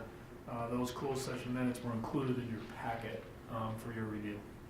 Okay, any objection to leaving it? Go ahead. No, I have no objection to leaving. I just want to talk about one item on the consent agenda if possible. Sure, absolutely. So let's do the motion to approve, all right? Okay. Second it, and then we'll go to the discussion. Okay, is there a motion to approve the consent vote agenda? I move to approve the consent vote agenda. Second. Second, okay. Now, any discussion? Yeah. So, this is kind of a question maybe for Dan or Prentice, and that is, under educational tour requests, and I apologize, I'm 100% sure this is covered at the PMP. I had to bow out of that one, unfortunately. Number 2, and that is the Future Business Leaders of America. We saw 20 of them here from Vernon Hills, and I think we had a few from Louisville as well, and they were so successful to go to the National Leadership Conference in San Antonio. And I'm saying, I just want some clarification on when the district picks up some of the costs. I think if I looked at that line item, there was like a $20,000 cost that the district was incurring. In most cases out on these trips, we see district costs of 0. So I just want to maybe clarification. That's actually a great question. And so anytime that we have competing and extracurricular activities in fine arts and athletics, then the district could cover those costs in state and national competitions that they may be involved in. That is different from Spanish club or a field trip or French club, which the students have to pick up the cost for to make that cost. So again, the distinction is that they're sanction-approved groups from the school, extracurricular activities and or fine arts and or athletics that are competing at the state or national level for an expenditure like this, Kevin. And that's why some we would see at 0, and then some we would see for a large group like this who will be there for several days, a larger expense from the district. Does that help? Yeah, it does. Thank you. They're almost always Rita, state, clarify. regional, or sectional competitions. And Rita clarified in committee Yeah, we did that ask it the was a same question. budgeted expense. Thank you. Yeah, again, I'm sure you talked about it, and I was unfortunately gone. It's a good clarification, though. It's a good Yeah. review, because I'm sure parents even wonder sometimes. They may be in a group that's not a competing group and wonder, well, why am I paying to send my child, or we're paying to send our group here or there, and that is the difference for the district picking up the cost. Thank you very much. On one hand, we are a victim of our own success. That's a good problem to have. That FBLA program has gotten very, very successful. And, I don't know, the more I see these kids doing all these things, I'm just blown away. I mean, notice, again, another night of incredible recognition. Haven't even discussed the normal, 7, 9 periods of stuff they do from now 8:45 until 3:20 or whatever it is. All of that stuff is above and beyond that, and it's really cool stuff. So, but FBLA in particular, it's just year after year, I think, growing leaps and bounds, which is a fantastic thing. Thank you for. We certainly need future business leaders in America. Let's hope there's a few good ones that come out of this. Okay. Long-term thinkers. Okay, would be really good. Okay, any further discussion? If not, roll call, please. Hessel. Aye. Huber. Aye. Lundstedt. Aye. Rooney. Aye. Batson. Aye. Carmichael. Aye. Rudy. Aye. All right, motion carries. Good. Let's see, next, Facilities and Finance Committee Chairperson Huber. All right, so we're going to. This is your first. And we're going to go fast. Go for it. Yeah, so, again, you're setting new standards. We are going fast for the purpose of this meeting. We spend a significant amount of time at the committee meetings, so we always encourage the public to come and see exactly how we do things at committee meeting level. So 4A is resolution authorizing and directing the transfer of interest from the debt service funds to the education fund. You want to give up 1 minute what that is, Russ? Yeah, the debt service fund has money, it generates interest. The use of that money is extremely restricted in that fund. State law allows you to, if you do it before the end of the fiscal year, is to transfer that money to the fund most in need, which would be our education fund. And so that's what we do on an annual basis for both the debt service fund and the working cash fund. Working cash fund, which is B, is slightly different in that working cash doesn't actually have any expenditures. So you can't really use that money on expenditures, but the law again allows you to transfer that money, that interest, on an annual basis into the fund most in need, which again would be our ed fund. So it's good practice to do, healthy thing to do on an annual basis. And this is the time of year to do it. All right, so I think we're probably looking for a motion to make that transfer at this meeting, right? And that the amount, again, remind us where the 4A is, how much? Well, the amount's in the resolution, which I don't have. So let's just can I have a motion to approve the resolution as presented then? So moved. Second. Questions? Seeing none, all in favor? No, roll call. Roll call. Huber. Aye. Lundstedt. Aye. Rooney. Aye. Batson. Aye. Carmichael. Aye. Rudy. Aye. Hessel. Aye. All right, motion. I think we're good to go on that one. 4B, working cash going from the working cash into the education fund. Again, there's a resolution in our materials. May I have a motion to approve the resolution as presented, please? So moved. Second. Thank you. Questions? Seeing none, roll call, please, again. Lundstedt. Aye. Rooney. Aye. Batson. Aye. Carmichael. Aye. Rudy. Aye. Hessel. Aye. Huber. Aye. All right, game 4C, were some athletic equipment, renovations, things like that. So you want to talk a little bit about 4C, please? Yeah, really C and D are really together. So this is part of the project at Vernon Hills and Libertyville, the pool renovation and the additions here. So there's athletic equipment like backboards and bleachers that we decided to source out, not do it during the public bidding process, but do it with national purchase contracts that we talked about in the committee meeting. And these are the contracts. We have them ready for your approval to kind of move forward with ordering those items for the projects. All right, so we, again, discussed these dollar amounts because it's not cheap. We discussed these significant amounts at the committee meeting. Correct, and they're the exact numbers in our estimate because we knew these prices when we were building our estimate, so these are the exact numbers. So for 4C, we're looking for a motion to approve the athletic equipment at a cost of $162,876.09. So moved. Second. Discussion? Okay, seeing none, roll call please. Rooney. Aye. Batson. Aye. Carmichael. Aye. Rudy. Aye. Hessel. Aye. Huber. Aye. Lundstedt. Aye. Great, and I think we're moving to 4D, which are gym bleachers. Dan talked about that as well. This amount, again, for 13, do you need more? There's two parts, so there's 13,676 is for LHS, and don't miss the 131,824, which is the Vernon Hills. Yes, that would be very bad. So we have a motion to approve the two costs, cost one of $13,676 and cost two, $131,824 for the gym bleachers at LHS and VHHS. So moved. Second. Questions? Okay, seeing none, roll call please. Batson. Aye. Carmichael. Aye. Rudy. Aye. Hessel. Aye. Huber. Aye. Lundstedt. Aye. Rooney. Aye. Awesome. Maybe 4E, maybe something new? So you wanna- Correct. We mentioned it in previous committee meetings, but it was several months ago, and so we've been working on the agreement with Arbiter and our attorney and trying to get to an agreement for this. So essentially what this is this will allow us to pay our officials rather than each time we get an official, we pay them. And every time we want to get a new official, we have to get all the paperwork and do everything. Rather than do all that, Arbiter is kind of a central housing for all of that. They do one official will do the paperwork for Arbiter, and then any district that uses Arbiter can do that. And so it's a very popular thing. We use that for all the scheduling, and so this really is kind of the next evolutionary step in terms of we can pay the officials through Arbiter. So this is Arbiter Pay to pay those officials.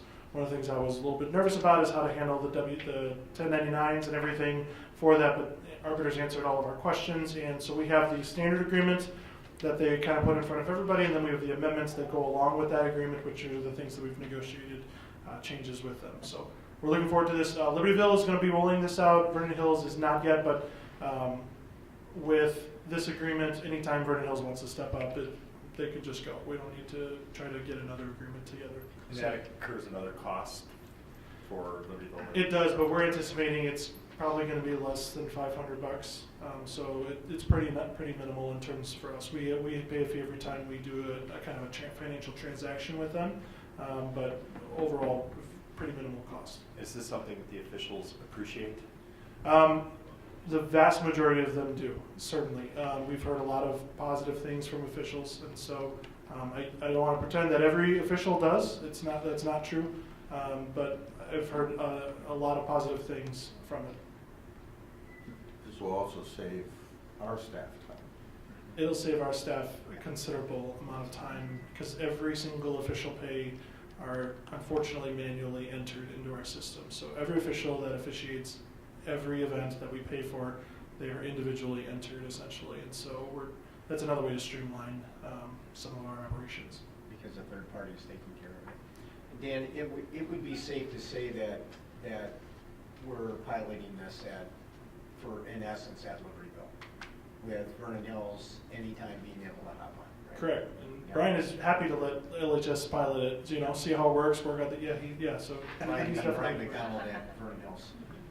So, it's good. So questions regarding the arbiter pay agreement? Seeing none, may I have a motion to approve the arbiter pay agreement as presented? So moved. Second. Questions? Seeing none, roll call please. Carmichael. Aye. Rudy. Aye. Hessel. Aye. Huber. Aye. Lundstedt. Aye. Rooney. Aye. Batson. Aye. All right, great. Item F, a little escrow agreement with Vernon Hills, Dan. That's not part of that. We can remove that. Move on that, all right. G, disposal of obsolete equipment. That was in your materials. We are getting rid of some bleachers in the Vernon Hills Field House. And then it looks like we're getting rid of a mixer as well at Vernon Hills Cafeteria. So, any questions about what was presented in the materials? Seeing none, may I have a motion to dispose of the obsolete equipment? Moved. Second. Okay, roll call please. Hessel. Aye. Huber. Aye. Lundstedt. Aye. Rooney. Aye. Batson. Aye. Carmichael. Aye. Rudy. Aye. All right, anything else other for the Finance Committee or property? Anything else? All right, Seth, to EP. All right, Program and Personnel, Chairperson Batson. Thank you, Dr. Grudy. Item A, the 2019-2020 textbook adoption request. This was again reviewed in committee. We have a motion to approve this. So moved. Second. Just for the record, it's a total of $63,323.30. You may want to make a comment on that, Reed. I mean, 63,000 is one of the lowest textbook expenditures we've had in a long time.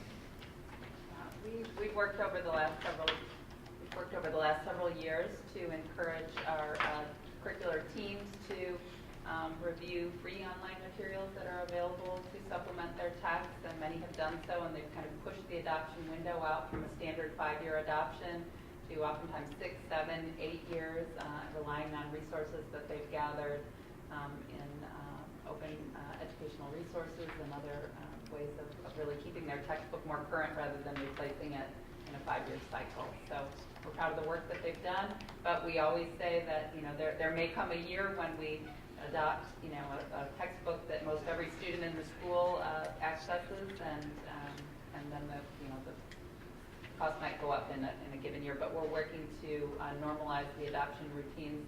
Departments already will not adopt, say, a biology and a chemistry book in the same year. So we've work to keep that cost of textbooks low and also to normalize our schedule for adopting. And we'll continue to do that. So kudos to all the department supervisors for working with their teams to maintain the resources that we have. Thank you. Did we have a motion? Yeah. Okay, roll call, please. Huber. Aye. Lundstedt. Aye. Rooney. Aye. Batson. Aye. Carmichael. Aye. Rudy. Aye.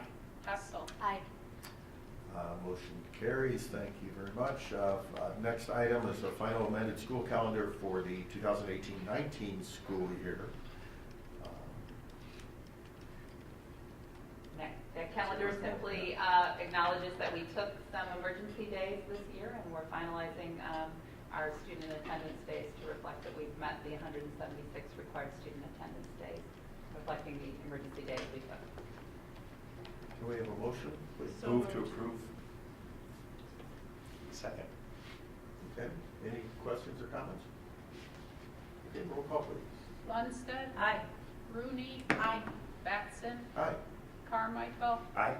Rudy. Aye. Hessel. Aye. Huber. Aye. Okay, motion carries. Item C is the second amended school calendar, and this is for 19-20 school year for next year.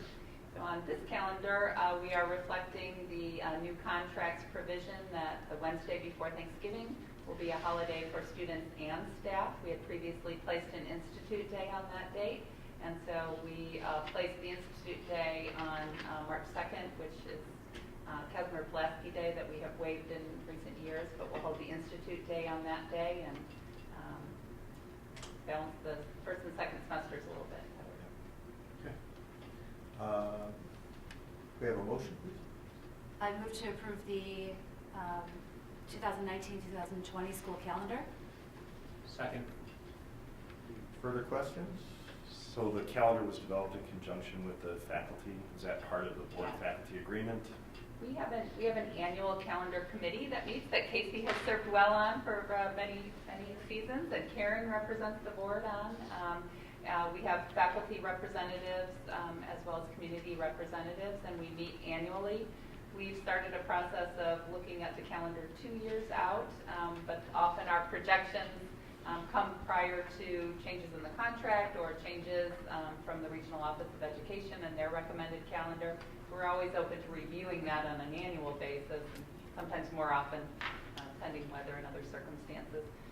We've decided that we're going to invite our new school board reps, one from each school, to sit on the calendar committee next year as we make that final decision for 2021. That's a great idea. Yeah. You also try to coordinate with the feeder districts, if I'm not mistaken. Yes, I meet with, and we all have our networks where we connect with our counterparts in the center schools, and they generally agree to kind of do what we've done to match up at least the winter break and the spring breaks to the degree that we can. We have a different number of school days, so our calendars aren't exact, but we do our best to keep them as consistent as possible. And I just want to thank Rita for her continued facilitation of that committee, because you can imagine the competing interests on that group. And so it requires good listening skills and patience and good leadership skills to bring that to conclusion. So Rita, thank you for your work on that. She does a wonderful job coordinating all the constituents involved in that process. Well, And it is a process. although a great number of our teachers live in this school district, we also have a number of teachers who don't live in the school district. So their districts might have different breaks traditionally than we do. So they're not home when their kids. So, it's just all of those things moving forward. But Rita's just refined a great process. We think you're more inclusive all the time, and we come up with the best possible solution for the most people. So great job. Can we have a roll call, please? Rooney. Aye. Batson. Aye. Carmichael. Aye. Rudy. Aye. Hessel. Aye. Huber. Aye. Lundstedt. Aye. Okay, motion carries. Item D is board policies. This is a first reading. These were reviewed in committee last week. There are 4 policies, 2:20, powers and duties of the Board of Education, policy 4:110, transportation, policy 4:150, facility management and building programs, and policy 6:15, school accountability. These will come up again next month for the final second reading and adoption. So just to read those into the record. Item E, employment of employees. We have a list of employees that are replacing, hiring, that type of thing, all reviewed in committee earlier in the month. Do we have a motion for that? These are ads since these are ads. Oh, I'm sorry. Yep. You're right. The other ones were in the consent agenda. Okay, so these are ads, but they were in your packet. So if we can have a motion for these. And I think the motion can be to accept all of these. Yeah, I move that we accept the employment of employees as presented in item E. Second? Okay. And just one comment, Andrew Benton, former EHS grad, right? Yep. Cool. And Laura Brandt, I'm glad to see her name on here. Welcome back. Yeah, so these are, okay, any further questions or comments? Yeah, I'm sorry, these were the additional ones, okay. Roll call, please. Batson. Aye. Carmichael. Aye. Rudy. Aye. Hessel. Aye. Huber. Aye. Lundstedt. Aye. Rooney. Aye. Okay, motion carries. Anything for other, anyone have? Nope, okay, moving on. Thank you very much. That concludes. Great. It's budget time again. Unfortunately, I was out of town of the week when I held all the small group sessions, but thankfully, Dan was able to fill me in on probably better coming from you and just some of the things that they talked about. If you wouldn't mind sharing that. Yeah, so they, the biggest change that's going to be coming to CEDAL is the way that IDEA funds flow. IDEA funds is federal funds. That's probably our biggest source of federal funding. IDEA is funds for use towards educating students with special needs. And the way it used to work is the money would go first to CEDAL, and then CEDAL would keep a portion and then send the difference to us. The state has been told by the federal government and been very clear that the money has to go straight to the districts, and then if the districts want to send that to CEDAL, they can. So that's simple enough, but very complicated because there's bylaws, there's articles of agreement with CEDAL that state very clearly how the money is supposed to work. So all of that stuff has to really get changed. They were feeling the pressure, very nervous about it. They got an extension. So they'll be looking to make these changes for the 2021 year, really. So a lot of the changes next year are really just kind of continuing what they've been working on. You'll hear more about that stuff because there's going to be something required for the board. But in terms for next year for their budget, it's pretty straightforward. There are 2 big things I would say to note for their budget. One is their IMRF levy. So part of our levy is CEDAL IMRF levy. It is very odd that there is a specific carve-out in the law, literally written into the legislation, that CEDAL IMRF is exempted from the property tax cap. So whatever is levied will be extended for that. So we're always cautious about how is CEDAL doing with their IMRF, what are they going to be needing, and it seems like that their request is going to be down for next year. So that literally is directly property tax relief that does not have a compounding effect. So it's nice when it goes down, but the sad part, it goes up now. It's not much money out of 75 million. You're talking this is in the realm of 200,000. So it's not significant.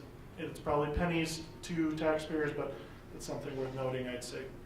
Are they subject to the same requirement that we are, that if we reduce, that we can't recover that in future years? Or are they able to adjust year to year? Well, they don't levy property tax. They can't because they're a cooperative, so they don't have a tax base that they can do that. So understood. Thank you. Mm-hmm. The other big thing I would note is the tuition changes. That's always something to watch for CEDAL. What is the tuition changes going to be? And next year it is 1%. I can't remember the time. I think it's 1%. Increase of 1% for tuition rates, which in my opinion is outstanding, because over the last 5 years it's ranged 3 to 5%, closer to 5 usually for the tuition changes. So changing 1%, in my opinion, is pretty incredible.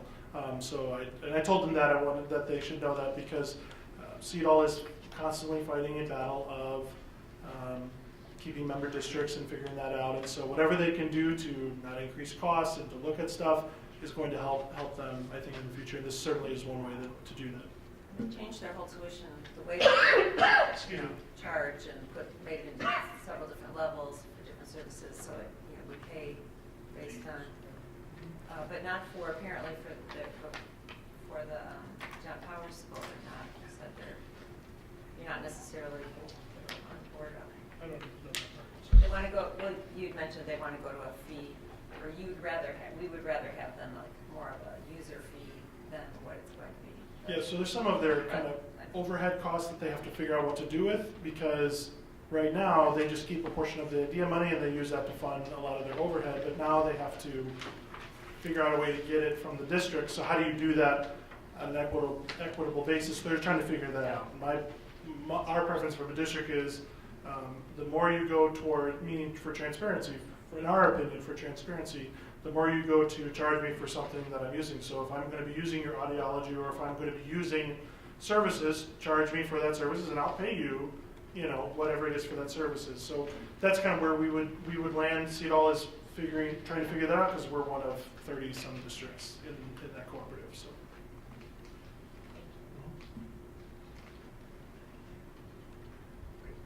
Right. Nothing from ASB. Right. Okay. All right, so just before we close, let's just make sure everybody's ready for graduation, right? Libertyville, Libertyville. Right? Libertyville, okay, you guys are ready. Is that Oh yeah, Karen has something on foundation. okay. Or All you right, let's want- finish. But yeah, Finish graduation. And there's, starting up here, Beverly Hills at 5 o'clock? Yeah. Okay. That's fine. All right, and I think it's 5 o'clock also at the Sears Center, right? Everybody knows how to get in there? Yeah, we would like board members to be there at 5, and then the ceremony starts at 7. So, and if you have been to Sears before, there is a deep dive drive down to, that you can go down. Your name will be on a pass list there, and they will let you go down. There's a ramp that goes down. The guy's wonderful, nice. It's on the far west side. Yeah, it's on the west side, so you have to keep driving around until you see him, and it'll be blocked off, and he'll be there sitting in a car. Then it'll let you down, and you can just come right in the back door. You're right by the stage, and then you just go right upstairs, all the way to the top to one of the rooms upstairs, and they'll be there. So, all very exciting. Yeah, great. Is Jim, you're speaking?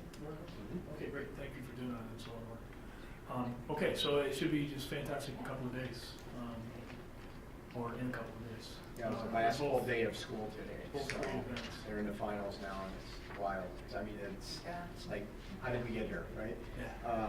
So Karen, you want to chat with you? Well, just one other reminder that the June board meeting and committee meetings are all have been rescheduled to June 17th. So I know, Don, you had to change something, so thank you for accommodating some schedules. Thanks. And that'll be a district office further reminder, and we'll remind you again, and we'll remind ourselves so we don't end up driving to a building.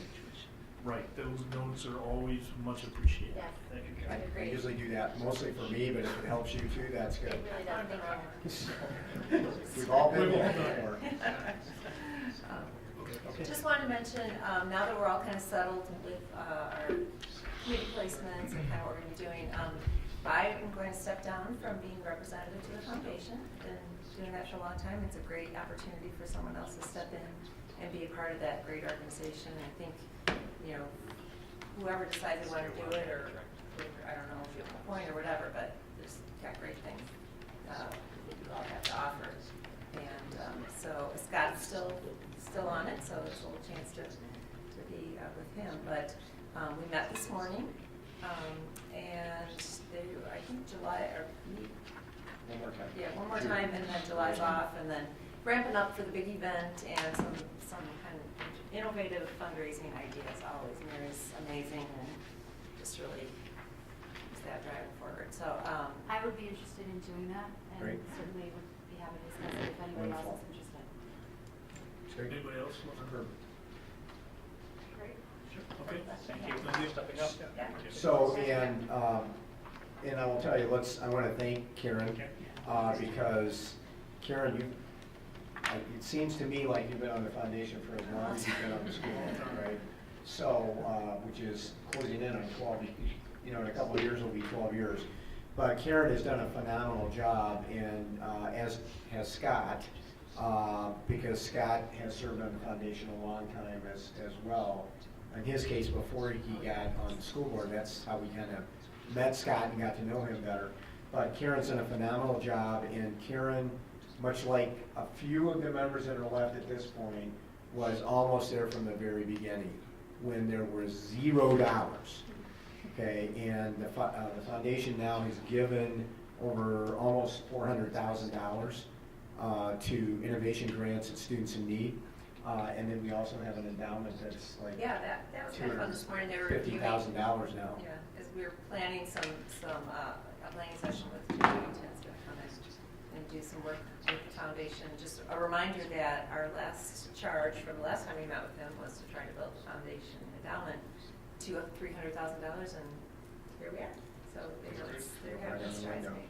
So anyway, and I think you'll enjoy it. The meetings are usually in the morning, at least right now, although the foundation board can change that, but for the last so many years we've met at 7 o'clock in the morning, and then the folks that are like business people can get out and still get to their goals. And people call in from the meetings when they can't be there. So okay, great. Okay, Thanks. All right, anything else? All right, otherwise, motion to adjourn. So moved. Second. Any discussion? All right, all in favor? Aye. All right, thanks, good night, everybody. I just want to